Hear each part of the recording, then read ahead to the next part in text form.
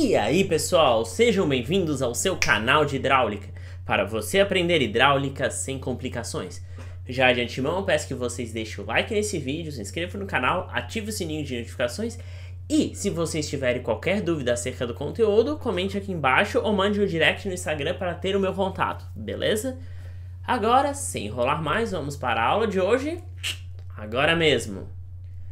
Na aula de hoje nós vamos prosseguir com o conteúdo de curvas de remanso e vamos falar sobre as curvas S, ou Step Slope, que são as curvas cuja declividade é forte, ok? Vocês vão observar que a partir de agora, nas próximas aulas, o conteúdo vai ficar um pouco repetitivo.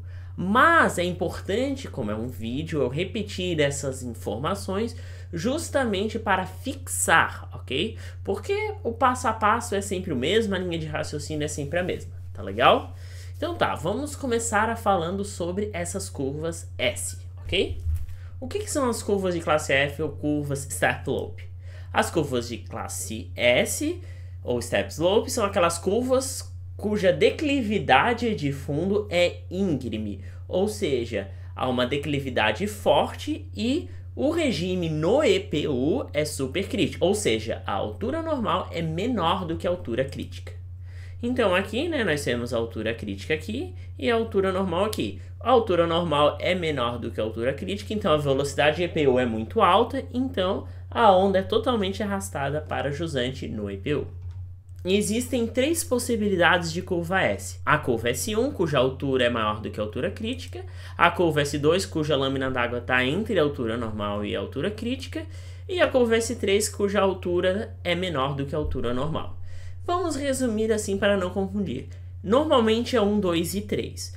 1 é quando ela é acima das duas alturas, crítica e normal. 2 é quando está entre as duas. E 3 é quando está abaixo das duas.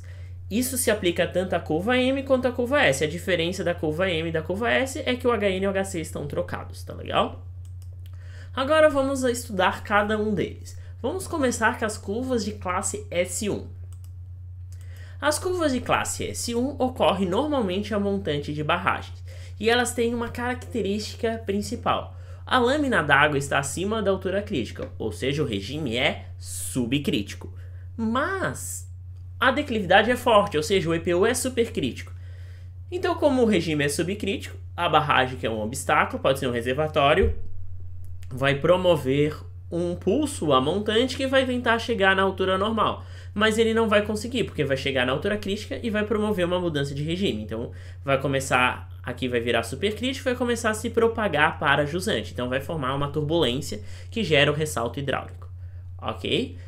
Vou fazer um adendo da aula anterior. Quando eu falo montante de barragens, a água está passando por cima ou por baixo, tá legal? Ela não vai bater na barragem e voltar, porque senão vai deixar de ser regime permanente, porque senão vai ficar enchendo. Então sempre tem que considerar que está passando por cima e gerou um regime, tá? No desenho da aula passada talvez não tenha ficado tão claro e a culpa é minha, ok? Então, como a gente estuda a curva S1? Primeiro está aqui, né? O que vai acontecer? A gente sabe que a altura é maior do que a altura normal e maior do que a altura crítica. Então a gente tem um escoamento subcrítico, ou seja, o número de Froude é menor do que 1. Analisando matematicamente, que é o nosso objetivo, vamos observar.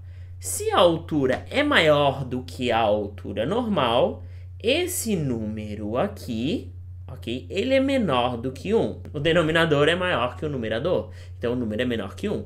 1 menos um número menor que 1 dá positivo. E como a altura é maior que a altura crítica, o raciocínio aqui de baixo é a mesma coisa, o denominador é positivo. Essa divisão aqui, mais com mais, vai dar mais. Então a variação de altura em função de x, ela é positiva. Ah, professor, mas aqui está diminuindo ou mantendo constante. Não, vocês sempre têm que olhar em relação ao fundo. Ó, em relação ao fundo está sempre aumentando. Então isso significa que conforme eu vou seguindo o meu canal, a minha lâmina d'água vai aumentar em relação ao seu fundo, ok? Agora aqui, né, ele tende uma curva vertical montante, porque ele vai tentar se aproximar da altura normal, mas não vai conseguir, daí vai formar esse ressalto. E a jusante, ele tende a uma curva horizontal. Se vocês fizerem as derivadas certinhos, os limites, perdão, vocês vão ver que ele vai tender a uma curva horizontal. Agora vamos para o segundo caso, que é a curva de classe S2, que é um caso mais fácil, porque a declividade está no mesmo regime da lâmina d'água. Então, curva S2, onde é que a gente utiliza? A gente já viu, por exemplo, do lado de cá, a gente estuda em alargamento de seção. Então, o que acontece? Nesse caso, ó, a lâmina d'água está acima da altura normal e abaixo da altura crítica. Como está abaixo da altura crítica, é um escoamento supercrítico, então a lâmina vai se tender à altura normal a jusante, ok? E ela vai conseguir, porque a altura normal está abaixo da altura crítica, então vai se formar uma variação gradual. E aqui tem outro caso que é transição de declividade fraca para forte. Quando uma transição de declividade fraca para forte, a altura normal fica abaixo da altura crítica e o que acontece? A lâmina vai se aproximando da altura normal. Então são esses dois casos. Agora vamos para a análise matemática. Aqui está a altura crítica e a altura normal. O que acontece aqui? A altura está acima da altura normal, mas está abaixo da crítica. Então o que acontece? O escoamento é supercrítico, então o pulso vai se propagar para a jusante. Frude é maior que 1. Mas se a altura é maior do que a altura normal, o que acontece? Esse número é menor do que 1, então o numerador é positivo. Só que a altura é menor do que a altura crítica. Então, se a altura é menor que a altura crítica, o denominador é menor que o numerador, então esse número é maior que 1. 1 menos um número maior do que ele dá um número negativo. Então, como o numerador é positivo e o denominador é negativo, essa variação aqui, mais com menos, se dividir um pelo outro, vai dar menos. Então, a lâmina d'água vai diminuindo. Ó. Então, em relação ao fundo, a lâmina d'água vai sempre diminuindo até chegar na altura normal. Então, ela vai tender a uma curva vertical montante, claro, depende de onde está o obstáculo, e ela vai tender à altura normal a jusante, beleza? Agora vamos para o último caso, que são as curvas de classe S, que são as curvas classe S3. Então, as aplicações, aqui tem a jusante de barragens, como eu falei, ele tem que passar pela barragem. Como é um escoamento supercrítico, esse pulso da barragem vai se propagar sempre para a jusante, ok? Então aqui tem um elemento que a gente chama de veia contraída, que é só um reajuste do fluxo, e depois vai ter uma curva de remanso gradual que vai se aproximar da altura normal, ok? Então daqui mais ou menos até aqui, forma-se uma curva de remanso que vai tender à altura normal a jusante. Por quê? Porque é um escoamento supercrítico, então ele vai se aproximar da altura normal. Ou de transição de um supercrítico para outro supercrítico, mas com menor declividade. Então tá aqui, ok. A altura normal, se diminuir a declividade, vai subir um pouquinho, porque a velocidade em EPO vai diminuir, então a altura vai aumentar. Como vocês podem observar, que interessante, ó. Como é um escoamento supercrítico nos dois casos, a lâmina d'água, o pulso, ele só se altera a jusante. Por quê? Porque a onda a velocidade é tão alta que arrasta toda a perturbação. Então aqui que está o obstáculo, que é a mudança de declividade, não vai influenciar antes, só vai influenciar depois. Porque essa perturbação não vai afetar, porque é um escoamento supercrítico. A velocidade é muito alta, ela leva todas as perturbações. Então tá aqui, ocorre o reajuste. Como ela comporta-se as curvas S3? Aqui, naturalmente, a lâmina d'água é menor do que a altura normal e menor do que a crítica. Então, vamos avaliar aqui. O escoamento é supercrítico, que é menor que a crítica. Frude é maior que 1. Vamos olhar a equação. Se a altura é menor que a altura normal, o denominador é menor que o numerador. Esse valor dá maior do que 1. 1 menos um número maior que ele dá negativo. E aqui é a mesma coisa. O H é menor que HC, esse número é maior que 1. 1 menos um número maior que 1 dá negativo.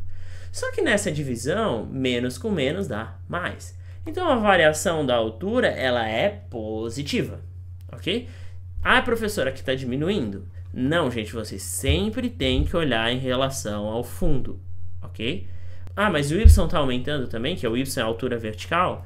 Normalmente nós trabalhamos com pequenos declives. Isso é um declive gigantesco, eu só estou mostrando para representar para vocês. Mas naturalmente, tanto o H como o Y vão aumentar em relação ao X. Ou seja, eles vão se aproximar da altura normal. Então ele tende a algum limite a montante, que é onde está o obstáculo. E a jusante ele vai sempre tender à altura normal. Beleza? Então tá, gente. Acabamos as duas principais curvas de remanso. Agora vamos observar nas próximas aulas, principalmente na próxima, as curvas C, que é Critical Slope, que quando tem a declividade crítica, que não vai acontecer, porque no final sempre vai ser ou M ou S. A crítica é um ponto muito específico, mas a gente estuda de qualquer jeito, beleza? Então se você gostou dessa aula, gente, não esquece de deixar o like, comente aqui embaixo as dúvidas e até a próxima, gente.